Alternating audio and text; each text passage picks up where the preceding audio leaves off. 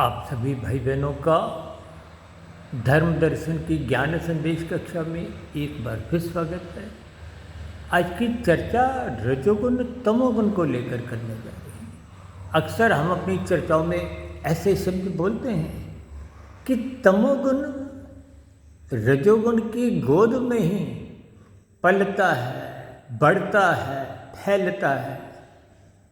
अक्सर जब तमोगुण आरंभिक स्थितियों में फैलता है, मनुष्य को राजसी स्थितियों में, परमात्मा स्थितियों में, सत्संग के अभाव में ऐसा बोध होता नहीं। लेकिन जब सतोगुण की स्थितियां लगभग समाप्त हो जाती हैं, रजोगुण गहरे तल पर तमोगुण में स्वयं ही गिरने लगता है, मादक पदार्थों का सेवन करने लगता है, मौज मस्ती की स्थितियों को एक गहरे तल पर धर्म की गैर मौजूदगी में नहाने लगता है, तो फिर तमोगुण का आक्रमण जो पहले छोटे स्तर पर था, यानी कि झूठ, छल, कपट, ठगी, छोटी छोटी हेरा फेरियाँ थी, वो अब बड़े स्तर पर फैलने लगता है।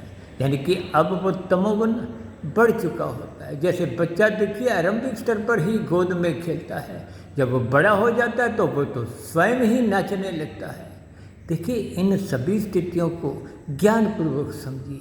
यानी कि आपके हमारे जीवन में जब जब रजोगुण सतोगुण की लगाम छुड़वा लेता है, तो ये पलने वाला जो तमोगुण है ये बड़ा हो जाता है, फिर कानून का उल्लंघन करवाता है, शास्त्रविरुद्ध कब कितने पाप कर्म करवाने लगता है। मनुष्य को इसका बहुत नहीं होता।